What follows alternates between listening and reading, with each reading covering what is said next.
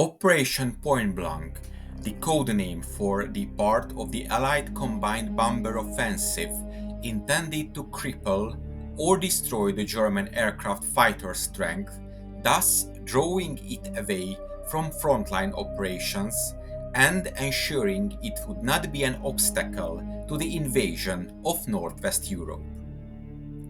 The Point-Blank Directive of June of 1943 ordered the Royal Air Force Bomber Command and the US 8th Air Force to bomb specific targets such as aircraft factories. In practice, the US bombers made large-scale daylight attacks on factories involved in the fighter aircraft production.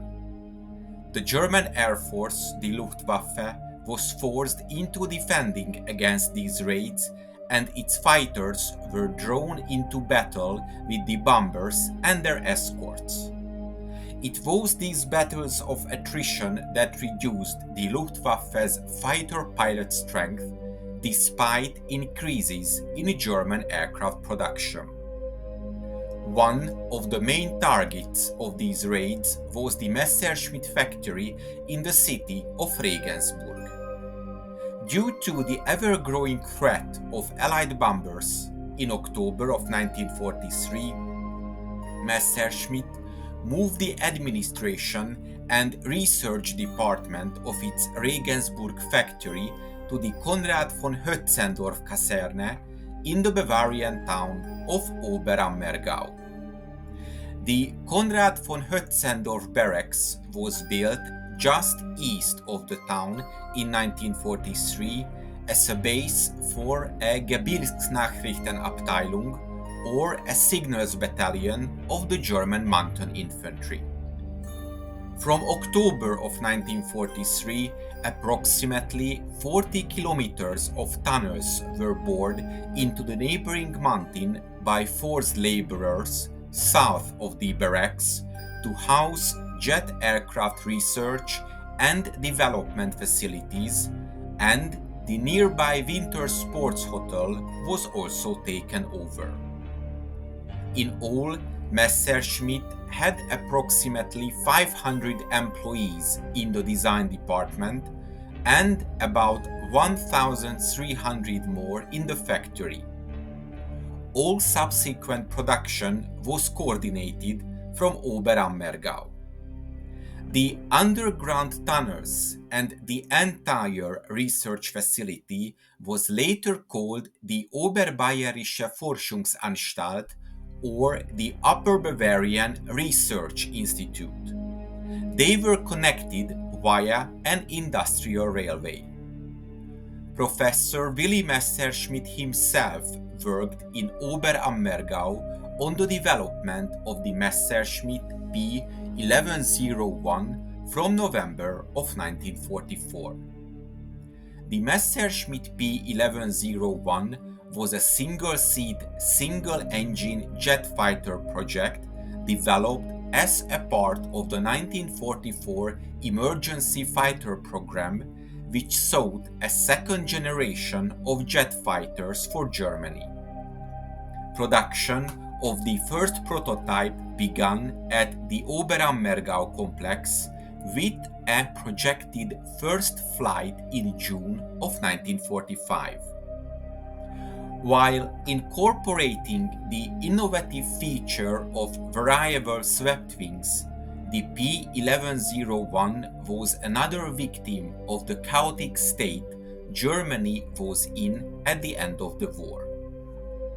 On the 29th of April 1945, when the P-1101 model was nearly completed, the US Army occupied the town of Oberammergau.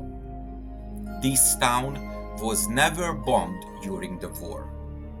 Whether this aircraft could have performed its role is unknown, and while it never flew for the Germans, it helped the Americans develop the Bell X-5 after the war, which incorporated the same wing design.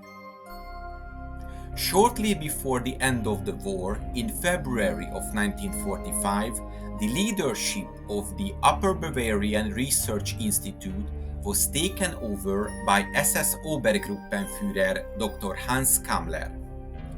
In the last year of the war, Kammler was responsible for Germany's top-secret weapon programs, but he also oversaw the emergency fighter programs toward the end of the war. In this position, he wanted to maximize the output of the Messerschmitt Me-262 jet fighter aircraft towards the end of the war. At the end of World War II, the Messerschmitt design department was visited by both US and British scientific missions. The Messerschmitt complex was taken over by the US forces, and the barracks and the associated facilities were used as a collection point for information and technicians in relation to German weapon systems. From late 1953, the barracks served as a NATO training school. This school started with 2 courses and now offers over 100 different training courses to alliance members and partners on subjects related to NATO politics, strategies, missions, and operations.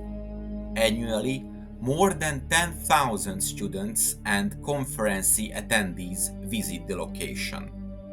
Since 1953, more than 200,000 officers, NCOs, and civilians have attended its training courses.